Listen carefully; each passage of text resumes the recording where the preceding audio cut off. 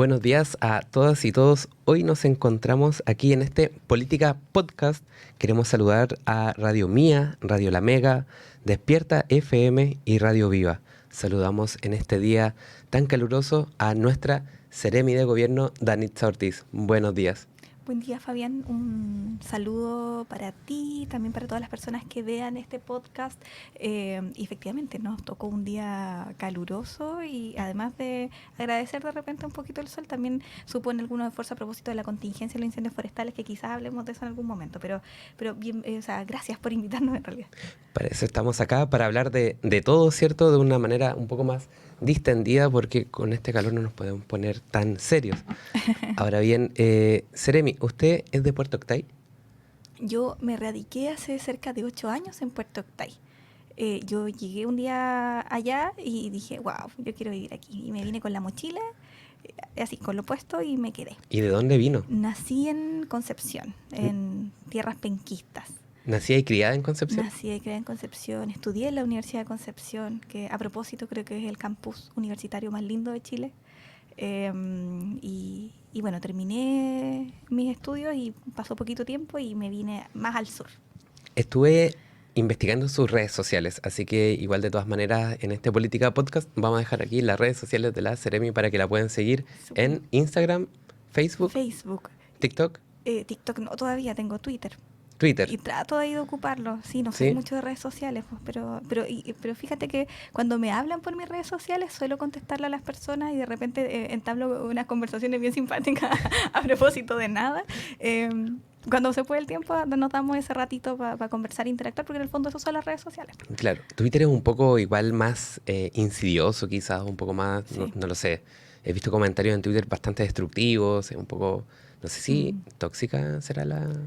Sí, puede ser sí un poco más lapidario, creo yo, pero porque también es un poco más político, creo yo. Y bueno, los tonos políticos hoy día, la política de nuestro país, yo creo que ha tomado esos tintes poco fraternos en el último tiempo. El nivel del debate ha sido cada vez más incendiario en algunos sectores, así que yo creo que cada red social se va acomodando un poquito a esas características, de qué es lo que quieren comunicar.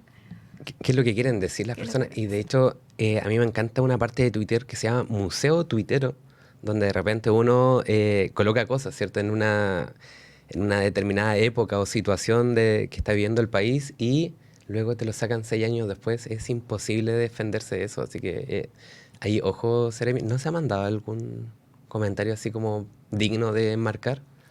No, desde del punto de vista incendiario, no, yo soy muy cuidadosa y sabes que desde siempre, no de ahora nomás, porque siempre he estado vinculada a dirigencias, ya sean medioambientales, en algún momento partidarias, y ahí uno sabe que normalmente la opinión que uno da no solamente involucra a uno como persona, pues normalmente puede traer coletazos para cualquier para otro lado. Entonces Claro. ahí suelo ser súper cuidadosa en eso y bueno, hoy día en las tareas que tenemos hay que ser doble o triplemente más cuidadoso de lo que se dice. Evidentemente. Médico, veterinaria, educadora ambiental. ¿Esa es la carrera? ¿Es un...?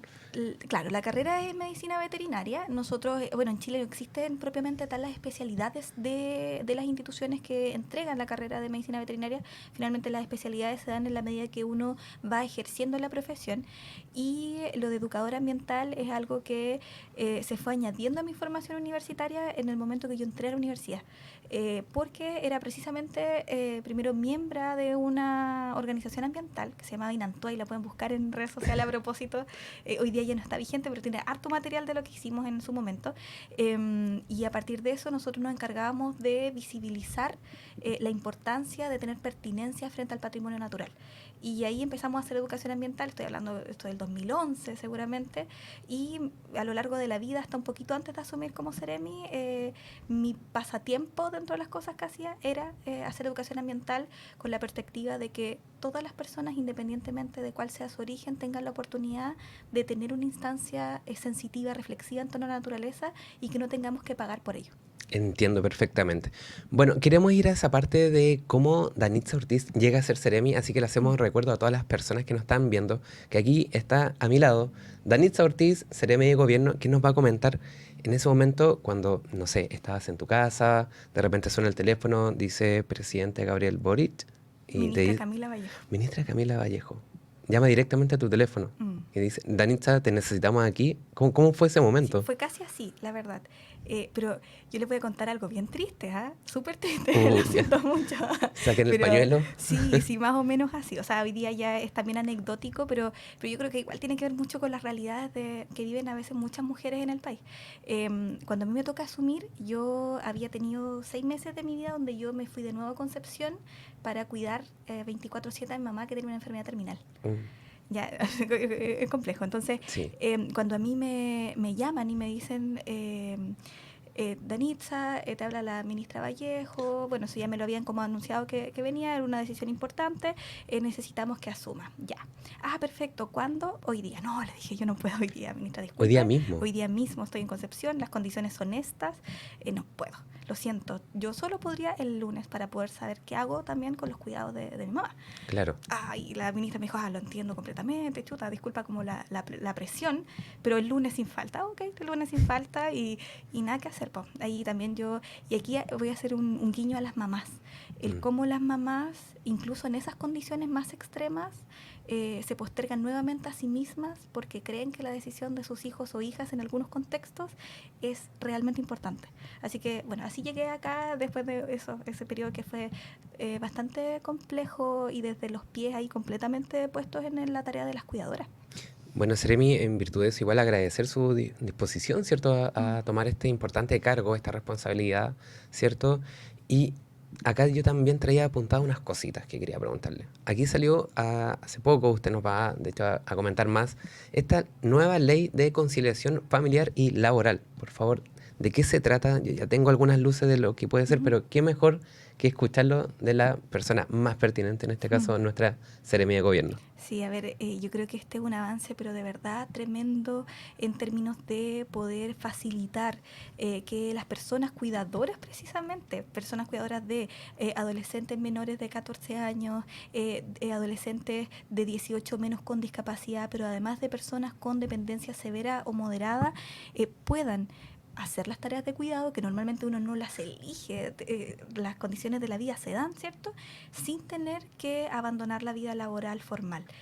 Y es bien importante porque fíjate que cuando uno cuida, tú postergas tu vida laboral, tu vida social, tu vida personal en pos de la persona que cuida y eso hace que se precarice también la vida económica. Exactamente. Es súper complejo el panorama. Entonces, esta ley hoy día, que ya entra en vigencia desde este 29 de enero, va a permitir que todas estas personas que yo les indiqué que tenían estos cuidados estas tareas de cuidado puedan proponerle a su empleador o empleadora y decirle, mira, bajo estas condiciones yo quisiera tener vacaciones preferentes cuando mis hijos o hijas salgan de vacaciones o acomodarlas de acuerdo a ese calendario, o bien pueden decir, me gustaría tener esta modalidad de teletrabajo, trabajo híbrido o incluso acomodar los días de la semana. Eso es un tremendo avance porque además la pandemia nos enseñó que nuestra mayor eficiencia productiva no necesariamente en el puesto de trabajo. Hay tareas, incluso lo que ustedes hacen acá en País Lobo, que de repente ustedes pudiesen eventualmente hacer entrevistas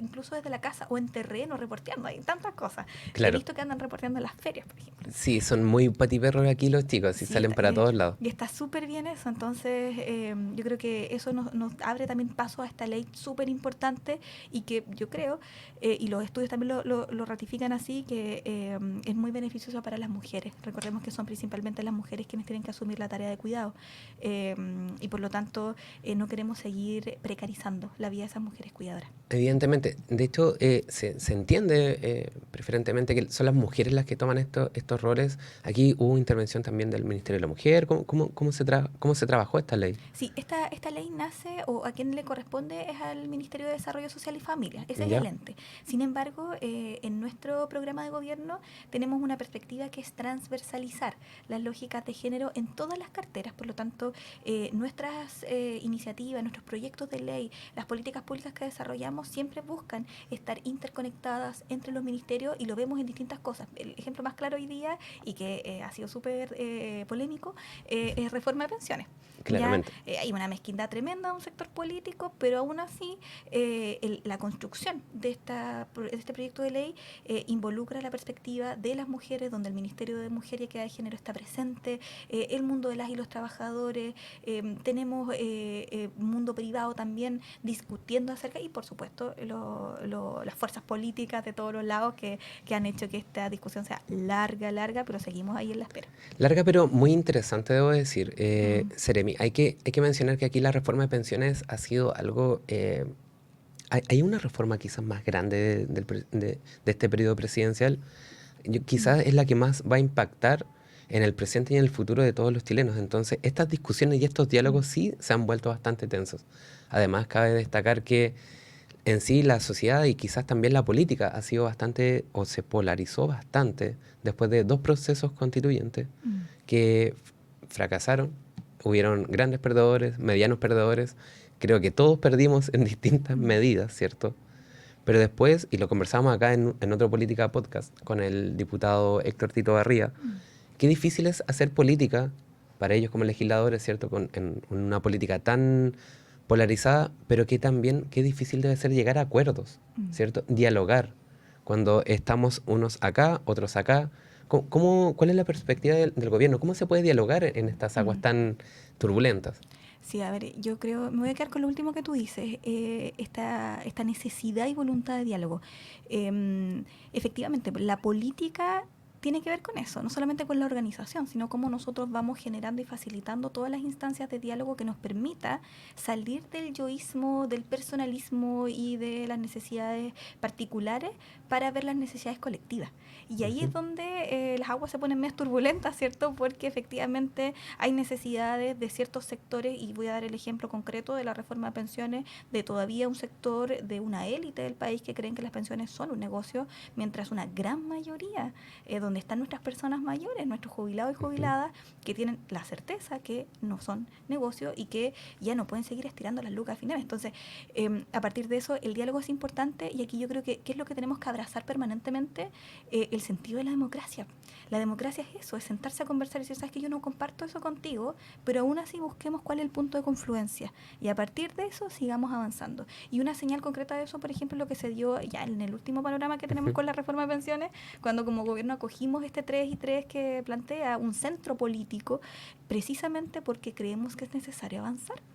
No podemos seguir entrampando. Sabemos que cada sector tiene sus propios intereses a cuidar, pero hay un grupo de gente, y tú lo decías súper bien, o sea, terminó otro proceso plebiscitario donde nos quedó más que claro que la gente ya no quiere nada más de que le sigan abriendo solo espacios de discusión sin concretar, sin materializar, sin que lleguemos a acuerdos. La gente hoy día tiene urgencia, y no son urgencias recientes, son urgencias, y esto lo comentaba el otro día en otro medio de acá de la provincia, que esto es como una bola de nieve. Partió la urgencia hace muchos años y se viene intensificando, y cada vez más es más grande, básicamente porque cada día la realidad de nuestras personas mayores está más precarizada. Entonces, en este espacio hay que abrazar los pilares de la democracia, el diálogo y las mezquindades políticas para la casa. Yo creo que ya no están de moda. Sí, hay que sacarlas de la mesa, ¿cierto? Estas Sí. mezquindades. Entiendo que esta reforma de pensiones no, con el 3 y 3, ¿cierto? Que como mencionabas es como lo último que está sobre la mesa, que básicamente fue como un capítulo final de temporada, donde la discusión tomó mucho revuelo, ¿cierto? Donde no era lo que proponía el gobierno inicialmente, pero hay que mencionar que tampoco era lo que la oposición buscaba. Entonces también se logra un punto medio, creo que, y creo que eso es lo importante, porque al final la ciudadanía, el ciudadano de a pie que se menciona, la persona que está en su casa, ¿qué es lo que busca? Que esa pensión suba, Sí. que esa pensión avance, no que este diálogo esté, ¿cierto?, atascado eternamente. Así que me parece que ha sido un importante avance también en materia del gobierno, y también que ojalá estos diálogos sigan así trabajándose, aunque sea un poco, aunque saquen un poco de roce, pero que avancen. Y hablando de roce, y hablando de fricción, teníamos otra cosita anotada acá, porque he visto sus redes también, y las redes de muchos seremis también mencionando la prevención respecto a los incendios forestales, que en este tiempo, en esta época, son muy frecuentes. Usted, Seremi, sabrá que Ujú. yo soy concejal de la comuna de San Pablo. Hace 2 días tuvimos un incendio que está medianamente controlado ya en el sector de Quilquilco, también en otros sectores hemos tenido incendios. Entonces, ¿qué, qué nos puede comentar usted respecto a esta prevención de incendios forestales? Sí, hay varias cositas. Efectivamente, hemos tenido varios focos. El foco más grande hoy día en la región es lo que está pasando en Puerto Montt, en San Antonio, Ujú, pero hemos tenido varios focos en paralelo. Tenemos San Pablo recientemente, Fresia, que ya se controló, teníamos una alerta en Pumalín. mm, Y eso implica que tenemos que ser conscientes de cómo pasan estas situaciones. La realidad que tenemos en Chile es que el 99% de los incendios forestales en nuestro país son por causa humana, mm. voluntaria, involuntaria, por un accidente, por una imprudencia, por lo que sea, pero los responsables somos nosotras y nosotros, así de sencillo. Y a partir de eso, nosotros hoy día, como gobierno, y particularmente desde la Seremi, en cada uno de los espacios que vamos, estamos tratando de hacer un llamado a involucrarnos. Eso significa extremar medidas de prevención. Es más, si yo veo alguna situación que me parece que es de riesgo, que pudiese poner en riesgo no solamente los bosques, sino la vivienda, los hogares de familias que viven en esos sectores, levante el teléfono 130 de CONAF, puede hacer el llamado oportunamente para poder alertar y que lleguen los equipos como corresponde. Ahora, en segunda instancia, además, contarles que nuestra realidad concreta en relación al año pasado es mucho mejor en términos de la disposición de recursos del Estado. Mm. Nosotros partimos este año con una aprobación del presupuesto 2024, donde el ítem de emergencia solamente tenía un aumento considerable, histórico, y nuestra región hoy día cuenta con 3 helicópteros que antes no contaba.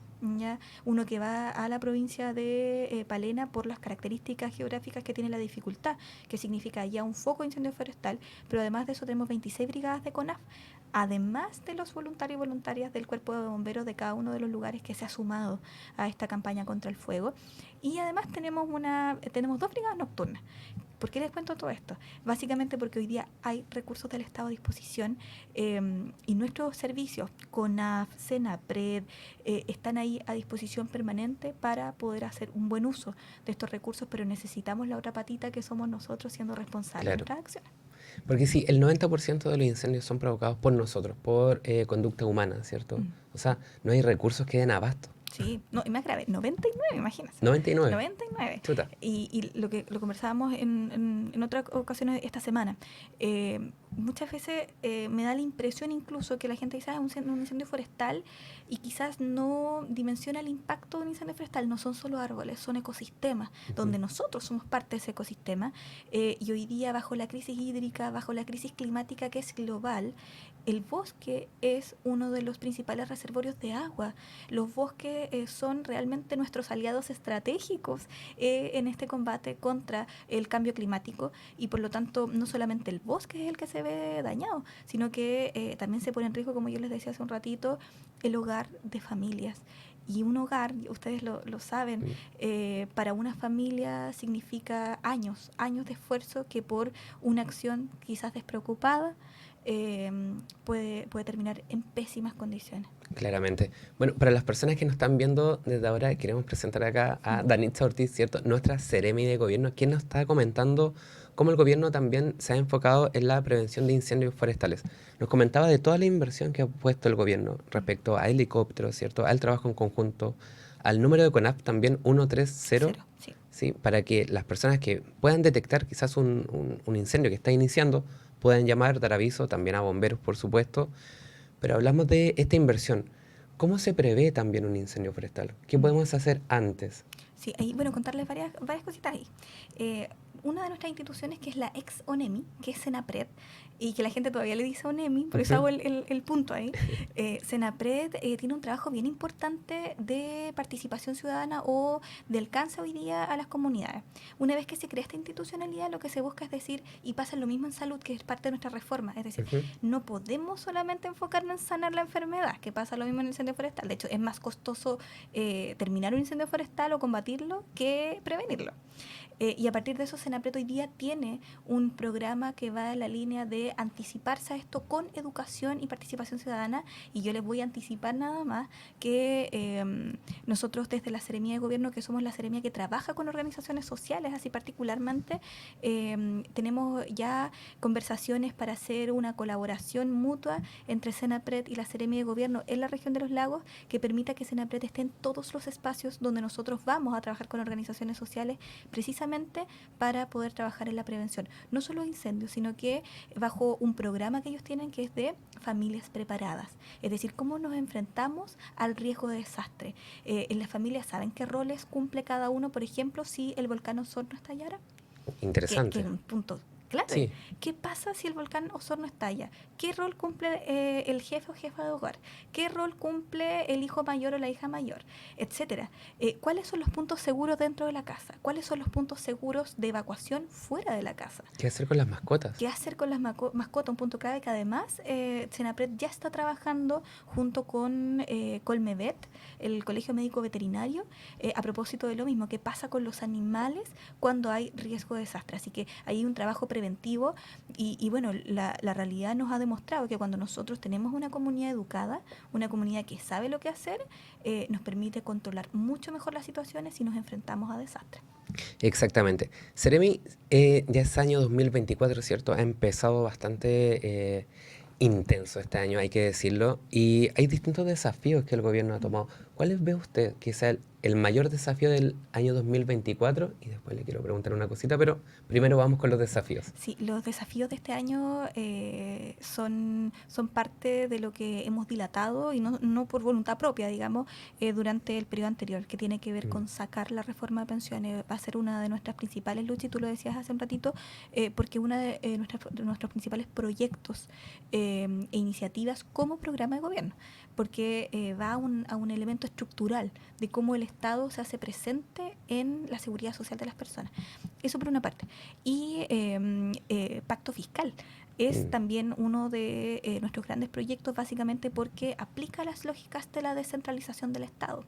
Como nuestro país que eh, cada vez tiene más gastos permanentes, entre ellos claro, la pensión garantizada universal, cómo nuestro país hace para recibir ingresos permanentes y que esto vaya en seguridad social, en seguridad ciudadana, a propósito de que la ujú, seguridad es tema hoy día para todas y todos, a través, por ejemplo, de recuperación de espacios públicos, a través de cámaras de televigilancia, cómo hacer que los sistemas de salud, los servicios de salud hoy día tengan menos listas de espera, y, por supuesto, cómo asegurar que nuestra política nacional de cuidados vaya avanzando en la línea de generar mejores condiciones para las personas cuidadoras y para las personas mayores. Además que somos un país que va al envejecimiento, todos vamos para exactamente. allá. Así que yo creo que esos son dos de los grandes pilares que nosotros tenemos, y dentro de la región, bueno, hay proyectos que son emblemáticos y que el presidente en esta última visita, hace un día atrás, ¿cierto? También anunció trenes para el sur de Chile que esperamos se inauguren este año. Esperamos que sí. Es la promesa de gobierno, las mejoras para el archipiélago de Chiloé en términos de conectividad, el puente más largo de Latinoamérica y los avances en los servicios de salud de acá de la comuna de Osorno, a propósito. Claramente. Seremi, hay algo que no le puedo dejar de preguntar porque habló de seguridad, ¿cierto? Y Mm, la seguridad también va mucho en las confianzas, de cómo la ciudadanía de repente ha perdido la confianza con mm. nosotros los políticos, ¿cierto? Pero para recuperar esta confianza es importante dar señales claras, contundentes, ¿cierto? Y que sigan siempre una lógica o una misma línea. ¿Qué opina usted respecto a estas pensiones de gracia que se han entregado, ¿cierto? A personas que han tenido, que han cometido delitos, ¿cierto? Que la ciudadanía, y que esto en las noticias ha generado un tremendo revuelo, y siento que esto se volvió casi una piedra en el zapato para el Mm, gobierno, que cada vez que da un paso hacia adelante, mm. cojea en este punto. Sí, voy a partir citando una cuña, básicamente que sacó un alcalde del archipiélago de Chiloé el otro día a propósito de la visita del presidente Gabriel Boric en la materia de educación, y él dijo, parece que a los políticos, a la oposición le interesa más desprestigiar al gobierno que avanzar en las cosas que dice la gente. Mm, No sé si es textual, pero más o menos esa es la idea. Y claro, sabes que yo tengo la misma, y como gobierno sentimos permanentemente la misma sensación, o sea, cada vez, y tú lo retrataste muy bien, cada vez que planteamos cosas importantes, incluso los medios de comunicación en general, le dan mucha más tribuna a la rencilla política que los avances concretos, a informar qué es lo que debiesen hacer. Y a partir de eso, efectivamente hay situaciones que nosotros incluso desde el gobierno condenamos, y voy a ir a lo de las pensiones de gracia. Y también lo justo es justo. Recordemos una cosa muy sencilla, de las pensiones de gracias otorgadas durante el gobierno anterior, el 14% tenía antecedentes penales. Y ahora, la situación que tenemos hoy día, el 17% tiene antecedentes penales. Son cifras parecidas, lo que quiere decir que no es un tema de gobierno, es un tema de Estado. Nuevamente, cómo el Estado por años ha sido vulnerado desde nuestra misma institucionalidad para no tener los mejores mecanismos de control.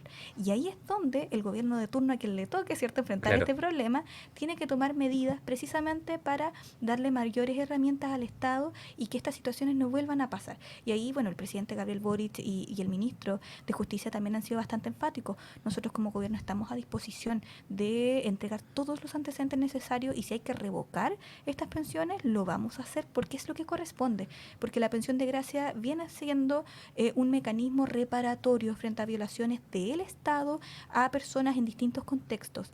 Pero si hay situaciones de antecedentes penales, sabemos que la condición cambia completamente. Claramente. Y ahí también hay que ser justos nuevamente y responder a lo que corresponde. Es decir, si esos antecedentes no estaban a la vista inmediatamente cuando se da y ocurrieron falencias, bueno, hay que corregirla, y si eso significa revocar 25 o más, lo tenemos que hacer porque son señales concretas de cómo queremos avanzar como Estado. Exactamente. Bueno, nos está viendo la hora, Seremi. Le queremos dejar ahí un minutito para que se pueda dirigir a todas las personas que nos están viendo, entregarle un mensaje, ¿cierto?, directamente aquí de nuestra Seremi de Gobierno, Daniela Ortiz. Danitza Ortiz. Danitza Ortiz. Yo voy a aprovechar este ratito solamente para pasarle un dato de utilidad pública que una funcionaria a quien le tengo mucho cariño de la Delegación Provincial de Osorno ¿Ya? me dijo: Seremi, por favor, si va a algún espacio, comparta esta información. Y bueno, yo les quiero contar que durante esta semana, desde el 5 al 9 de febrero, en la Plaza de Armas de Osorno se van a estar desarrollando exámenes preventivos, el famoso EMPA, y además los test rápidos de VIH. Eso es súper importante porque además las tasas de estas enfermedades de transmisión sexual, particularmente del VIH, han ido en aumento en el último tiempo. Así que vamos a estar compartiendo en las redes sociales de Vocería Los Lagos y en las personales también. Danitza Ortiz, es fácil que me encuentre ahí. Vamos a estar compartiendo este afiche con los horarios donde van a estar haciendo estos exámenes, y para que vaya, pues aproveche de lo que hablamos de la prevención. Si detectamos la enfermedad a tiempo, vamos a poder tener mejor solución a tiempo. Por supuesto, qué importante es prevenir, y qué importante también es poder dialogar con nuestras autoridades de gobierno, y qué mejor que con la Seremi Danitza Ortiz, Seremi de Gobierno. Muchas gracias. Nos quedamos con estos importantes desafíos: trenes, prevención, prevenir también los incendios forestales, la nueva ley de conciliación familiar y laboral, y nada más que agradecer su presencia aquí. Nos vemos en otro Política Podcast. Chao.